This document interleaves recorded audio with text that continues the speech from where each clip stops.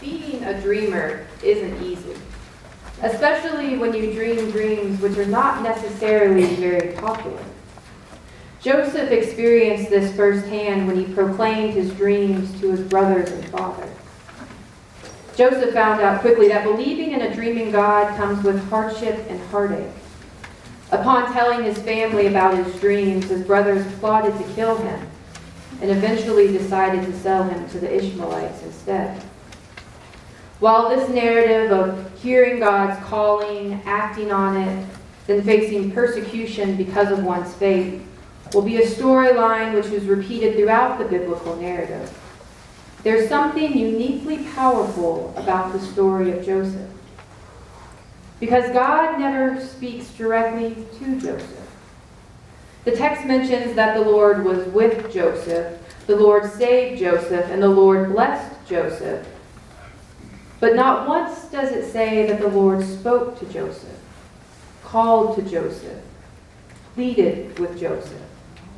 God did none of these things. But rather, God gave Joseph a dream. And Joseph believed this dream. And not only did he believe the dream, but he proclaimed the dream to the world. And then by faith, he lived that dream into reality. In the time of Joseph, people believed there were two types of dreams. Ordinary dreams, which had very little significance, and the other types of dreams, which were believed to be signs of destiny. Some dreams, though, fall between these two, such as those in the story of Joseph. These dreams are less clear and require an interpreter. In the later chapters of Joseph's story, he will interpret various people's dreams, including the dreams of Pharaoh. His interpretations of these dreams will save the land of Egypt from famine. But these interpretations are still many years away when we meet Joseph in the opening chapters of his story. Joseph is just a 17-year-old boy, not yet able to interpret his dreams. And the other thing about Joseph's dreams is that while he dreamed of the favor God would show him over his brothers, he did not dream of how this would all become a reality. And he most certainly did not dream of all the persecution he would face. Despite all of this, though, he believed. His father, Jacob, favored Joseph, which is why Jacob gave him the brightly covered robe which we hear so much about. His brothers were irritated and angry because of the favor their father showed Joseph. And then Joseph began to dream dreams, which definitely they did not like. And Joseph dreamed a dream and told it to his brothers, and they hated him all the more. Forget the fact that Joseph was having these wild dreams. He was the younger brother. He was not supposed to be the favored son. Before Joseph even began telling them of his dreams, he was flipping their world on its head. He was disrupting the societal norms. But instead of trusting God, his brothers chose to lean into fear and laziness. They chose to totally disengage from their brother. Their fears of what Joseph's life and his dreams could mean for their lives were too powerful to overcome. So the natural disposition of Joseph's brothers was to settle into the routine of what was expected of them. They were the sorts of men who did not readily think or do anything different. Commonplace men who, when left to themselves, would have kept everything around them commonplace. But the fact that Joseph was around meant that they could not be left to themselves. His character broke in on their complacency. His restless imagination was always suggesting that life could have an exciting wideness if anyone were not too lazy or too fearful to explore it. But instead of embracing the dreaming imagination of Joseph, his brothers decided that his presence, with all its dreams and curiosity about the world around him, was far too threatening. So they plotted to kill him. Here comes the dreamer. Come now, let us kill him and throw him into the pits. Dreams are incredibly powerful, especially when they threaten to change the world around you. We are all familiar with Dr. Martin Luther King's I Have a Dream speech, but when I think of Joseph's life, another civil rights leader comes to mind. A woman who should have been anything but a powerful voice of change. Miss Fannie Lou Hamer is an oft-forgotten or glossed over participant in the civil rights movement, not because of her lack of influence, but precisely because of it. Miss Hamer's voice, whether she was singing or speaking, would echo throughout the building. Her passionate belief in a God who dreamed of love and inclusion for all people, palpable to those who were in her presence. She, just like Joseph, was pushed aside, her dreams and belief in God too powerful for most to tolerate. In 1964, she stood on the floor of the Democratic National Convention and testified to the beating and persecution she endured when trying to register to vote. Her testimony so powerful that President Johnson held an impromptu press conference at the White House in hopes of pulling media attention away from Ms. Hamer's testimony. In one interview, when asked why she kept pushing forward, why she maintained a belief in a God that told her her dreams were within reach, she explained, "Whether I want to do it or not, I got to. This is my calling. This is my mission." Her life in many ways mirrored that of Joseph's. She had been sold, she had been beaten, she had been imprisoned, and yet she kept the faith and proclaimed her truth. All the while imploring and pleading with those around her to have faith in the power of a lovingly dreaming God. It's one thing I don't want to hear you say tonight after I've finished, and it won't be long. I don't want to hear you say, "Honey, I'm behind you." Well, move. I don't want you back there. Because you could be 200 miles behind. I want you to say, "I'm with you." And we'll go up this freedom road together. As we heard the scripture of Joseph's reconciliation with his brothers read, I want to make sure not to gloss over the fact that between the time of Joseph's brothers selling him and their eventual reconciliation, there was a great deal of pain and suffering. And when his brothers first arrived in Egypt, he did not immediately welcome them with open arms. Their reconciliation took time and a rebuilding of trust. I'm sure the same can be said for so many of us sitting here today. As we work to rebuild friendships, relationships with family members, or even find it in our hearts to return to churches where great woundings have occurred. Reconciliation does not happen overnight. But when we allow ourselves to be vulnerable enough to forgive or receive forgiveness, powerful healing and reconciliation can happen. Then Joseph could no longer control himself before all those who stood by him. And he cried out, "Send everyone away from me." So no one stayed with him. And then Joseph made himself known to his brothers. And he wept. He wept so loudly that the Egyptians heard it, and the household of Pharaoh heard it. Joseph said to his brothers, "I am Joseph." Then Joseph said to his brothers, "Come closer to me." And they came closer. He said, "I am your brother Joseph, whom you sold into Egypt. And now do not be distressed or angry with yourselves, because God sent me before you to preserve life." In the chapter before this, Joseph's brothers were convinced that they were finally going to be killed. They felt surely the sins of their past had caught up with them, and they were now going to receive the punishment they rightfully deserved. They had, after all, plotted to kill Joseph, eventually deciding to sell him to the Ishmaelites instead. But what they found in Joseph was a forgiving heart, a brother who was willing to extend them grace, even when they had not yet been able to do the same for themselves. In these first moments of reconciliation with Joseph, what they also learned was the power of God to redeem. "So it is not you who sent me here, but God. He made me a father to Pharaoh, and lord of his house, and ruler over all the land of Egypt. In the life and fulfillment of God's dreams, they witnessed the inexhaustible goodness and grace of God, which could bend even the worst acts to God's ultimately redeeming purpose. You see, Joseph's brothers needed reconciliation not only with Joseph, but also with God. They had failed to have faith in the goodness of a dreaming God, but now they began to understand that while it might be hard to believe the dreams of God because they seem outlandish, or perhaps it's too scary to believe in a dreaming God because to do so would totally disrupt and alter all they know to be true.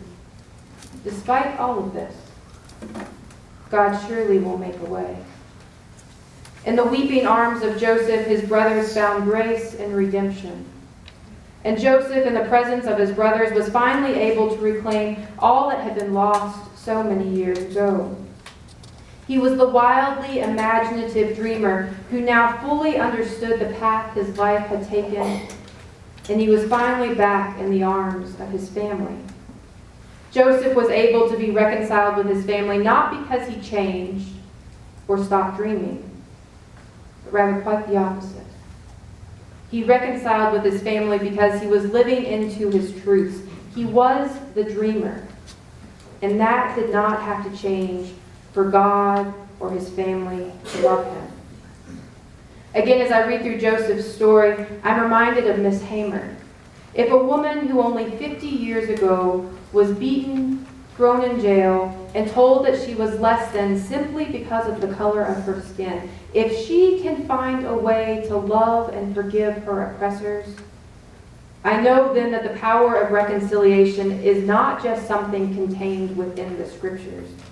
Rather, it is something that is real and can be lived out. The dream of radical love and unconditional acceptance is alive and well in the spirit of a dreaming God. And God is pleading for us to make space for these things to happen.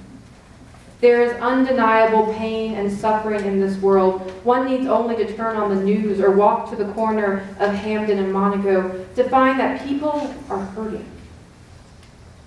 Perhaps you need to look no further than the person sitting next to you. Or maybe you're sitting in your chair right now, believing that no one sees your pain and you are suffering in silence. But as the story of Joseph shows us, that while holding steadfast to a belief in a dreaming God is not without pain and suffering, it is also not without reconciliation, redemption, and wholeness. It takes immense vulnerability and courage. Those things I do not deny.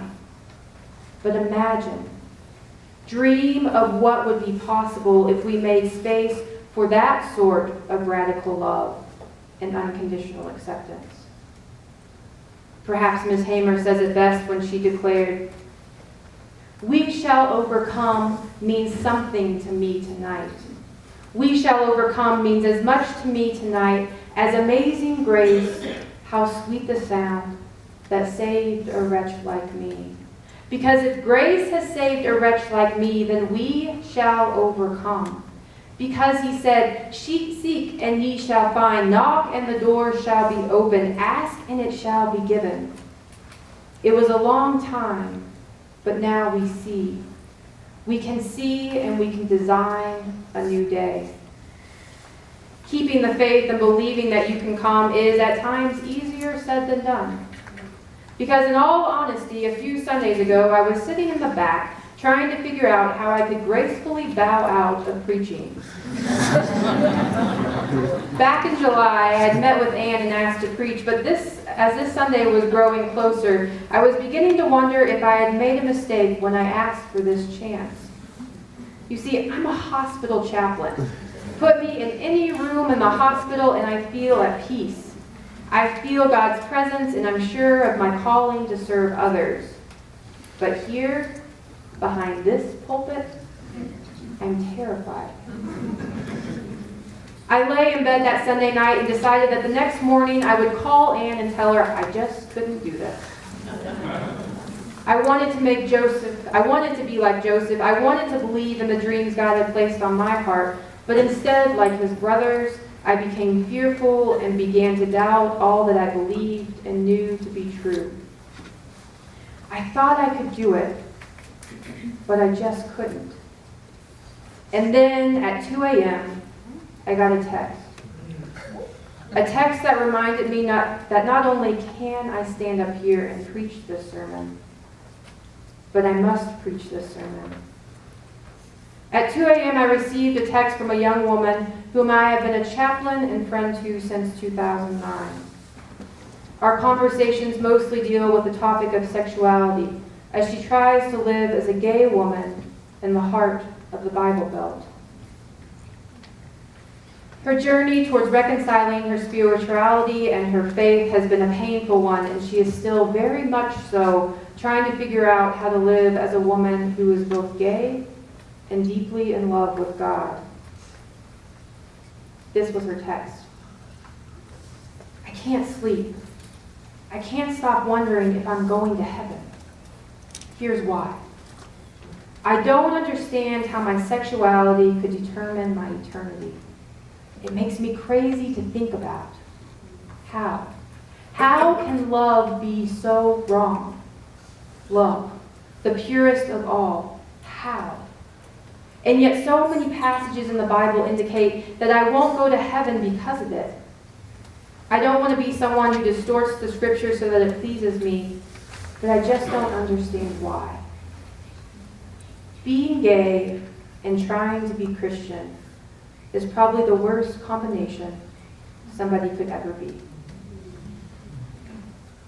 Being gay and trying to be Christian is probably the worst combination somebody could ever be. I read her words and my heart broke. I wept for a young woman who believes that her sexuality can separate her from the love of God. A young woman who believes that being gay and Christian is anything but something to embrace. My heart yearned for the day when she could hear a message of love and affirmation from the church. I wanted her to hear how deeply she is loved by God for who she is. And there is nothing she has to do or change about herself to earn God's praise and acceptance. I wanted her to hear that she is a fearfully and wonderfully made child of God, perfectly imperfect just as she was created. My friend, just like Joseph, needed to hear those words. His brothers needed to hear those words. We all need to hear those words. The assurance that we are fearfully and wonderfully made children of God, perfectly imperfect, just as we are. I wanted her to hear all these things because, in truth, I know what it feels like to need to hear those words. I know what it feels like to desperately search for acceptance of self while wondering if there will ever be a place for you in the church. I know what it feels like to believe there is no way God could possibly love you for who you are. And I know what it feels like to wish you were anything but gay and Christian. I stand up here despite being terrified, all while believing in a dreaming God, because I know how important it is to hear someone stand behind a pulpit and say, I am gay and I am Christian and it is okay. Those things are not incompatible. As a gay woman who is ordained to preach the good news of the gospel, I can no longer remain fearful of claiming the beloved child of God that I am. I must claim that I too have been made in the image of God. There is a wholeness that comes when I find a way to dream and to love. It's hard to explain to people, though, because how do I explain what it feels like to fly freely among the stars? It cannot be done. It is something which people must experience themselves. You see, I am on a journey. We are all on a journey to find God in ourselves, to reach deep within our souls and harness the gifts that God has given to each of us. The power to dream infinitely and love radically. I'm learning to weep openly and to confidently declare I am who I am by first standing on the shore of the sea, toes touching the water, and announcing to the world that I found God in myself and I loved her fiercely. has been long, and there are still many tough leaps of faith ahead of me, but the wholeness that I dream of, which exists at the end of this lifelong journey, is well worth the work. Because the best thing about dreams is the fleeting moment when you're between asleep and awake. When you don't know the difference between reality and fantasy, when for just one moment you feel with your entire soul that the dream is reality and it really happened. God longs for us to be able to live like this, to experience life in such a way that we question whether or not our reality is reality or dream. It is when we reach this point that we are allowing God the freedom to dream for us, to take us places that we could never go if we remain steadfast in our determination to be a people fixated on a reality that pales in comparison to the true dreams of God. Oh, to be able to stand eyes closed and hands raised, allowing myself to be overwhelmed by a vision of a world beyond my wildest imagination. I cannot help but smile at the wonder of God. The truth is, my fear has stopped me long enough from talking about and living into the dreams that the dreaming God has for my life. I'm tired of allowing my life to be ruled by fear and not by a dreaming love. The dreaming God tells me that the power of love can and will conquer all. The dreaming God tells me there's a place for everyone in the church. The dreaming God pleads for me to allow myself to be liberated from fear, because all that stops me from dreaming and living out God's dreams for my life is fear. The dreaming God calls for me to look to the stars, to turn my eyes to the heavens, and see the infinite dreams God has for this creation. My story, our stories, are no different from that of Joseph's. We're all working to understand what it means to believe and have faith in a dreaming God. We have moments where we're like Joseph, passionately proclaiming our dreams to this world. And there are moments when we're like his brothers, terrified and fearful of a dream that we cannot yet see and that we will challenge all that we think we know. God does not stop dreaming. We must only find a way to be liberated from our fears so that not only can we believe, but we can also live into and make a reality the dreams God has for this world. God is dreaming for each of us. What dreams does God have for your life? How is God calling for you to be dreamers with wildly imaginative creativity? Joseph is not the only dreamer. We are all dreamers. So as you leave this place today, may you hear these words from God. My daughters and sons, lean in closer and finally be at peace. May you find what you seek: creativity, joy, realness, belonging, dreaming freedom. Allow my love to permeate your heart and soul. If you seek adventure, vulnerability is the path. Communion and fellowship, that is where life is happening. A dreaming God is where life is happening. My daughters and sons, live. Walk through the doors opened by love. Ordinary men and women, God makes sons and daughters. Where lives intersect, love looks different. May we allow others to be a source of hope. In my arms, you are home. The dreamer dispatched you to live into who you are, your authentic being.